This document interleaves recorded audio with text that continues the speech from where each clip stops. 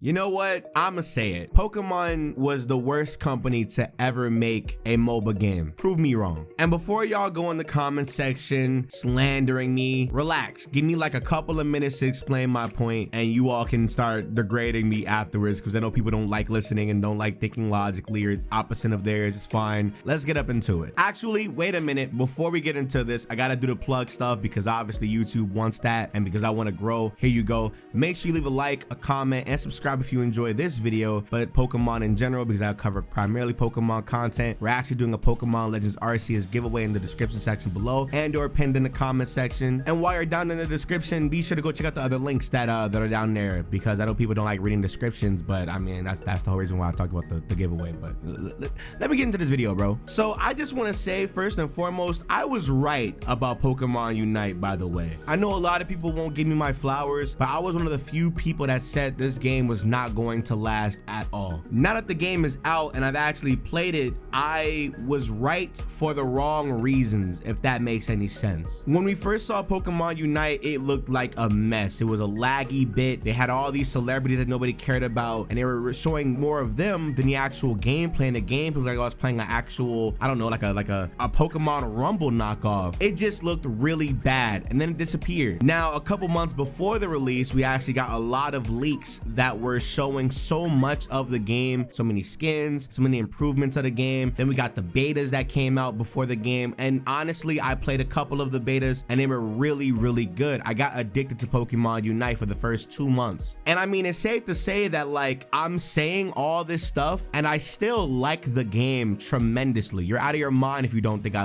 don't like the game, you know? I mean, every time I stream and everybody in the comments are like, yo Nick, why are you playing Pokemon Unite still? What's going on? Now fast forward 2 months later and the game is damn near a wasteland of what it used to be. Nobody's watching it on Twitch. The YouTube viewership on it has kind of died down. I mean, a lot of the Pokemon Unite content creators are still doing good, but it's not really that fruitful for everybody else that's trying to get into it. And can I just say, it is so hard to find a match, and when you do find a match, oh my god. Now, when the game first came out, everything was kind of smooth sailing. Everybody just kept streaming the game. Everybody was playing the game. The game looked like it could do no wrong. The first 2 weeks, dropped a new character. Next 2 weeks, dropped another new character. It seemed like we were getting constant updates to the game because every single time that we checked, every other Wednesday, there was a big patch coming out and there was a new character coming out along with the patch. It looked amazing. But then sometimes I wonder if Blastoise and Gardevoir weren't broke enough to make the game on launch, would we even get them in the first 2 weeks, or would they just be kind of like there? Because if you played the demos and the betas, you would know that Gardevoir and Blastoise were literally inside the betas, playable actually, and they were supposed to be on their own launch, but unfortunately some things happened that we couldn't get them, and here they are the next 2 or 3 weeks afterwards, they're inside the game. And then now we have Mamoswine and Sylveon, and wow, they released Mamoswine, a pretty much mediocre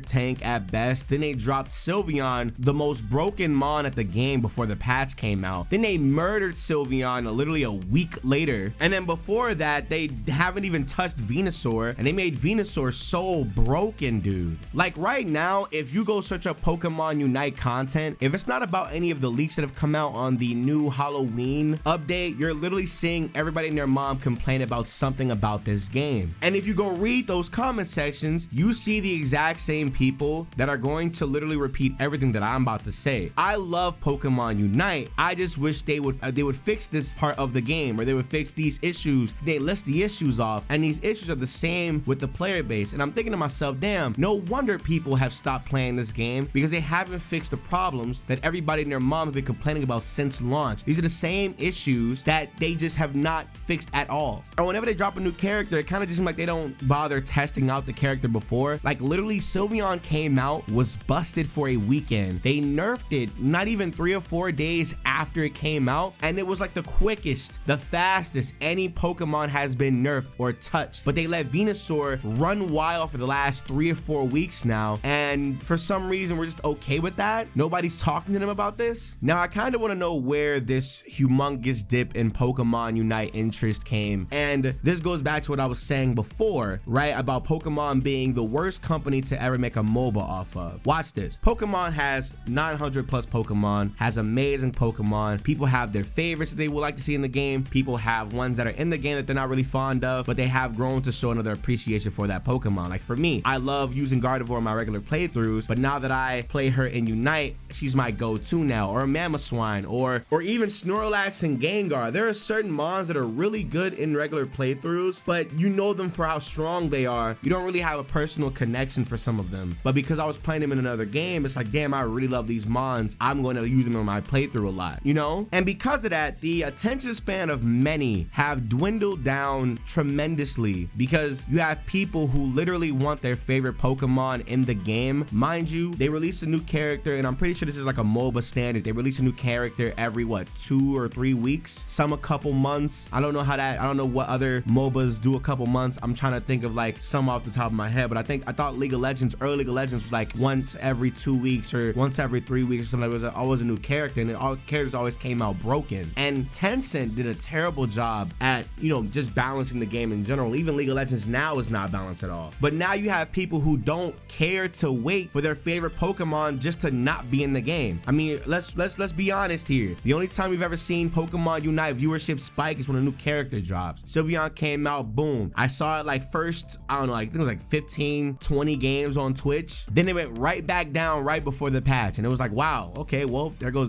that, right? And don't get me started on Zapdos, dude. Zapdos literally killed the game for a lot of people, and I don't blame them, because Zapdos is a stupid mechanic. I get it. It's a comeback mechanic. I get it. Before you go in the comment sections, I get it. But there should be no reason why, if I'm overachieving in the game, I'm talking about my entire team is destroying the other team. We are literally destroying them, like bodying them. They should be able to literally come back as easy as they have. That's so stupid to me. I get it. Trust me, I get it. That's the whole purpose of Rotom and Dreadnought. But wow, when you have a mon that literally gives you 100 points of just free, that's crazy to me. That is so crazy to me. At least 50 could have been done something with that, you know, because I mean, it's right there. That bonus section is crazy. But let's talk about the matchmaking now, because the matchmaking is actually worse than Zapdos. You have people in Masters that aren't really the brightest of stars at all. People in Masters play like veteran players, and it makes me wonder, where was this matchmaking process? Because for some reason, obviously, if you don't know how matchmaking works in the game, there's like a I want to say like a robotic average that we all have on our scores that they like to put us together with certain people. So like your skill range is probably maybe like high masters, low masters, maybe in the ultra range, maybe in like, you know, veterans or whatever. But because their range is super big as a master, you can play with ultra people, and I think veterans, you can actually like intersect games with them just based off of like, you know, just either it's their level up mission or whatever or something like that. And it's like, why am I playing with these people? Why am I playing with ultra guys? Then these ultra guys get to ultra because they're carried. There's no real skill gap here. Like, it's disgusting, right? Like, hey, I'm in Masters. I'm playing with 3 ultras and they're about to level up, but they're the reason why we're losing. What the hell is going on? There should be they need to rework the system for matchmaking, but then also rework the systems of the ranks, because I'm pretty sure if we're going based off of this average that they think that we are, then a lot of people in Masters would not be in the ranks they are at,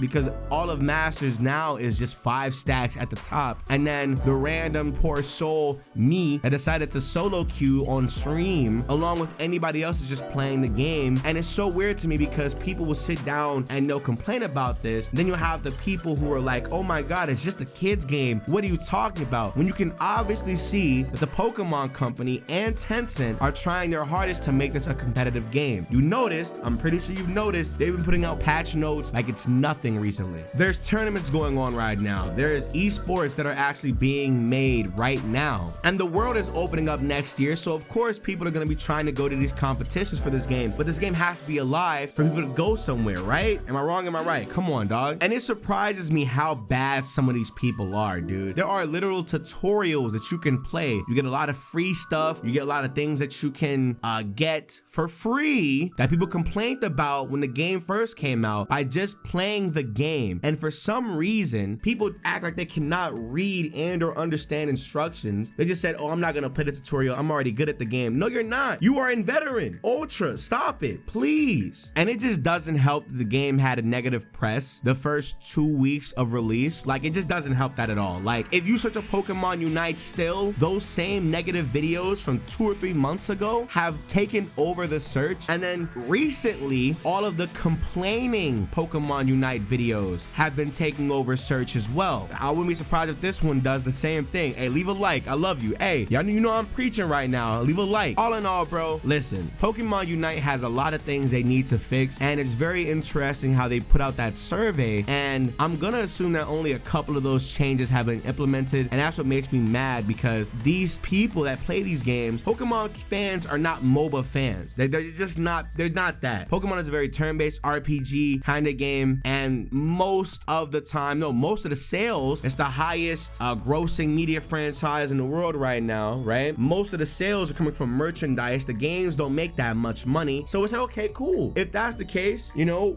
I love Pokemon, but this gameplay is not for me. Who cares? But I bet you they care if you were more immediate with your changes. I bet you they would care if you put like more Pokemon in the game. I bet they would care if the game wasn't so goddamn laggy. I bet they would care if the game was optimized. There should be no reason why the phones are looking better and moving better than the Switch. And it might just be a hardware Switch thing, but you need to optimize your game for cross compatibility. Like, that makes no sense to me. This, oh my god, dude, I'm about to have an aneurysm, bro. End the video. Hey, listen, leave a like, a comment, and subscribe. Let me know in the comment section below your complaints about Pokemon Unite. Let me know the reason why you stopped playing. If you're still playing, why are you still playing? Let me know all that good stuff. I apologize for ranting. If there's something that I missed out on that you would like to see addressed, let me know in the comment section below. And listen, just because I complain about this game does not mean I don't like this game. I still play this game actively. I still play this game. Some of you all have to learn you can complain about things that you love because you want to see things be better. Pokemon Unite has the potential to be a really good Pokemon spin-off game, and it already is. Like, it's a really good idea, but there's so many things balance-wise, matchmaking-wise, internet-wise that need to be changed before it can survive. But that's it. Bye.